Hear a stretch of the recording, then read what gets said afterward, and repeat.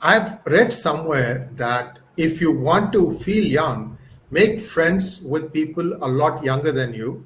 Well, I have a guest today for the first time. He has his own channel, and trust me when I say this, most of the guests on his channel are probably half my age. So I'm feeling young. I don't know about you, but let's see how our guest feels about what I just said.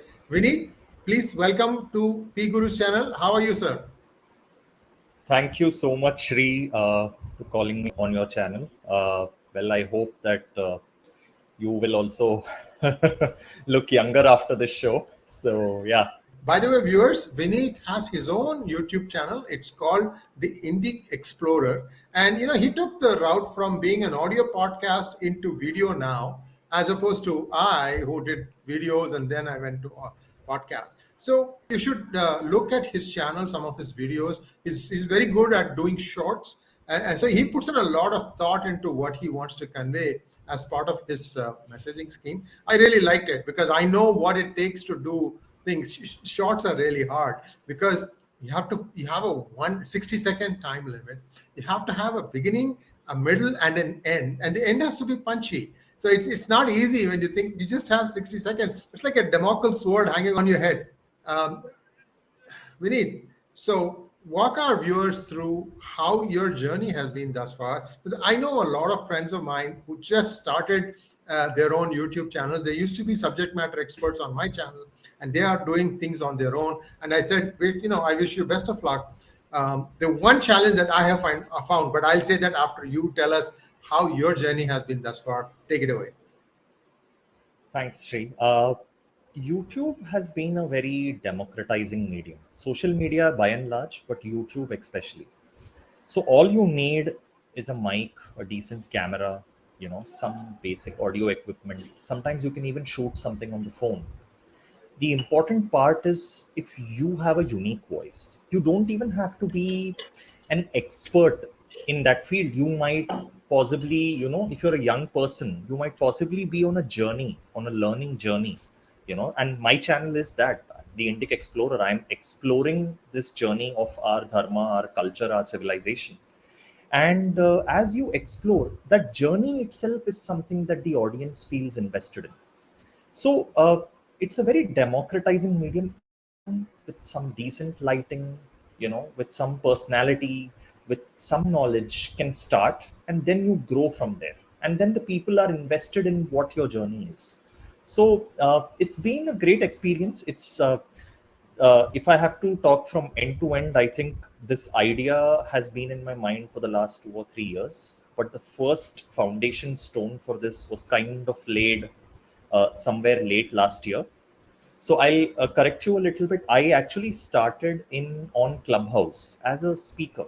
There used to be these social rooms. There will be some topics, and people will come. It was audio, not a very, not a medium with which puts your face out there. So the focus is more on ideas and bigger themes.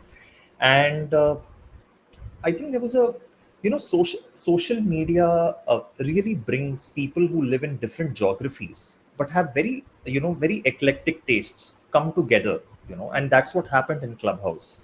And that voice was appreciated by a lot of people. And, as luck would behold, I got connected to some great people in Indic Academy. There was a conference going on.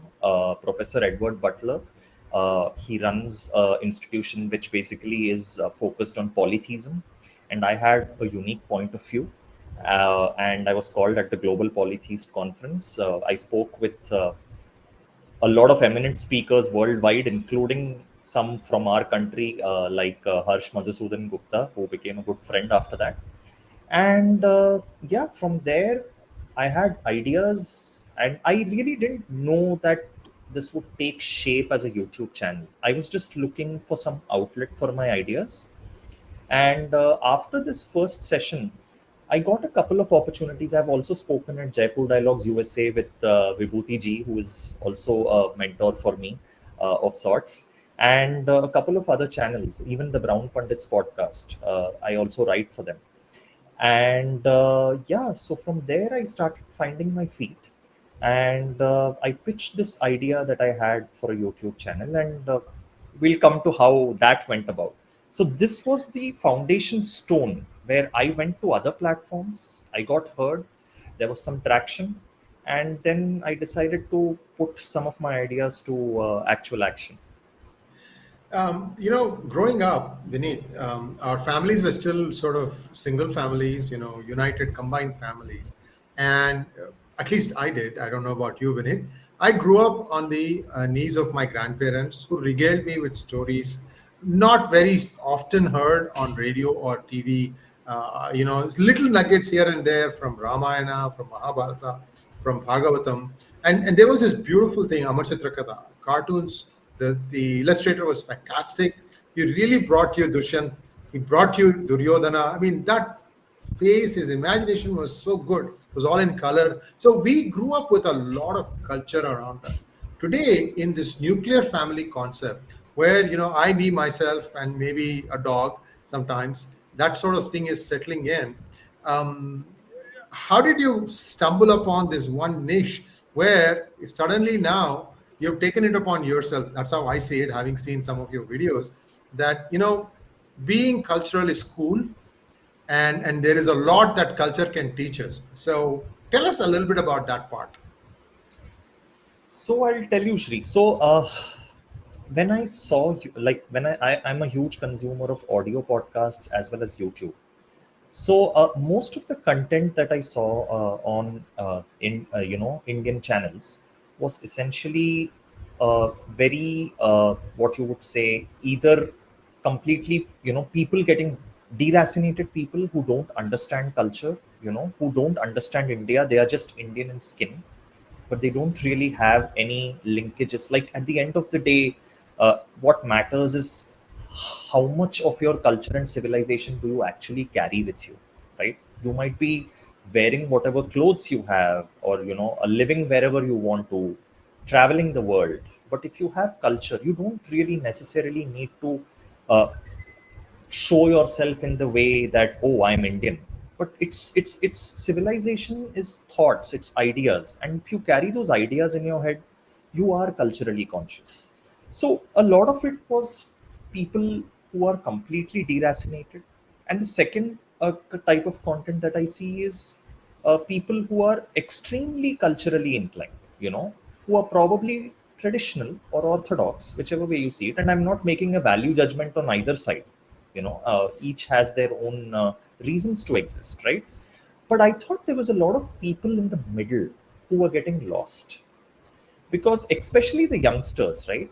uh, with the youth, if you try to shove down anything, like that, oh, this is the right way to do it, especially I mean, all of us, we've grown up, right, with those teenage or adolescent or youthful pangs. uh, you will rebel. You will try to have that whole anti-establishment, anti-authority kind of a mindset. So I felt that a lot of youngsters are getting deracinated, and I think it's also a function of a lot of families in India which are moving from the joint family system, where previously, even if your parents were busy, the grandparents kept you, kind of grounded or rooted. And grandparents were always the cool parents, at least mine were, right? So they don't have those hang-ups of you have to study or you have to do this or that, and they kind of look at it as a second journey to make up for the mistakes they probably have made, which all parents make, right? So, and they'll kind of spoil you, and they'll give you those cultural values in a very non-interventionist way, and that, which now we are moving to a nuclear family, that aspect is gone. So what do you do? How do you actually look at cultural literacy? That is a gap in the market. Second thing is with kids, like I said, you can't shove things down their throat, you can't lecture them, you can't bore them, right? So you have to kind of reach out to them at their level, because kids today, like, even in my generation, I'm a millennial, we didn't grow up with social media. Today's kids actually, they're going for a walk or they're eating something and they are on Instagram. It's a completely different mindset with zoomers, right? So these changes are happening around you. Now either you can resist those changes and say that no, no, no, no, this is not right and we have to go back to our roots in a different way, or you embrace these changes and you kind of gently nudge them. It's an exploration. That's why I call my channel the Indic Explorer, because you're actually nudging them and saying, okay, we understand this is what you're interested in. How about looking at this path? What do you think about this? Let's see. This looks like fun. This looks like something you want to uncover or unlock.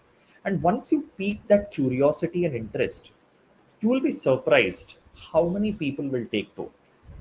And I don't see this as an either or. There is a genuine need for a cultural orthodoxy, but at the same time, I look at it as an and, as a coming together. It's like an and gate which you study in electronics, because these are people who would otherwise be lost to you anyways. So what's the opportunity cost? What are you actually losing? This is possibly a good way to funnel them back into our culture. And let's say they take deeper, few of those who would take deeper interest, they will deep dive and probably look at the culture in the way that the other side would want to see them as. So yeah, that's the gap I felt I was trying to fill. Wonderful. So I just want to explain one thing about what I did a few days ago. I posted a members only video for everybody, which was how to tie a panchakacha. And a lot of people liked it, a lot of comments on that. You know what? If today anyone goes and watches Ponniyin Selvan, I double guarantee you, not guaranteed, double guarantee you that people are going to start thinking putting vibhuti is cool, putting tilak is cool, putting chandan is cool, wearing bracelets from here to here is cool. Some amazing ornamentation that the lady characters have worn, and everybody is wearing panchakacham, one flavor or the other. 13 different types you can do this thing, and you see that in full flow, and they are able to run, they are able to fight, they are able to do everything. I mean, this was our culture. This was the first pant, so to say, right? So I'm hoping that through movies, already we know Bahubali was a big turning point. In fact, it's my contention that Maniratnam said, God damn it, I'm a good director, I should be able to better this thing. And that's probably why he came up with Ponniyin Selvan. Viewers, you should you should watch it even if you don't understand Tamil, because it's got a visual feast, and some of the stories are so intricate and you can really get lost in it. But I loved some actors and actresses who got some good meaty portion. I'll be talking about it in my future podcast. But why I'm saying all this is that being cultural, playing Navratri, Dandiya Ras, or getting ready for Diwali, all these things are slowly but steadily coming back in vogue. It's the way I see it, because I've been coming to India fairly often. And see, one of the other things is this also permeates into United States. There also people are getting more and more into these things. And a South Indian wedding in US is no longer the South Indian wedding of before. It has mehndi in it. It's got sangeet in it. It's got a lot of other things that we didn't do. So just to take this 2 cents. But And I'll add one point, Shri. There is a great cultural convergence that is happening in front of our eyes as we speak, right? Today, South Indian weddings, like you said, have haldi and sangeet, and North Indian weddings are serving idlis and dosas for breakfast and all of that. Exactly. Somewhere I feel that for a long time, we kind of focused on small differences, but we didn't look at the similarities. Someone from outside, when they look at us, they don't see those differences between us. We see those minute differences, which is why it's not a surprise that now a lot of South movies are doing well up north, because the Yes. cultural grammar is the same. The language is different. But what a peasant in South India is doing is very similar to probably what someone in the Gangetic Plain is doing. So people do Right. relate to it at that level. Anyways, coming back to what you Absolutely. were. Absolutely. And moving forward, I'm hoping that you'll come more often to our channel. More importantly, um, You, how old is your channel now, and what is your frequency of broadcasting? This is useful for people who, they know that, okay, there is something headed our way from Vineet. Let me tune in. They'll subscribe to your channel. You could be their commute listening point or whatever. So, tell us a little bit about your channel, frequency, content, and so on. Sure. So this channel is probably around 4 to 5 months old. I typically post on a weekly basis. These are actually long videos. They are basically podcast discussions with different guests that I choose who represent different facets of the cultural sphere. And I'll come to what kind of guests I have on the channel and all of that. So it's a weekly show. I realized later that probably long discussions are not for everyone. So I wanted to cater to all audiences. And again, when I'm talking about funneling people in and short attention spans, so I decided to also do shorts of the longer videos. So they have snippets of larger conversations.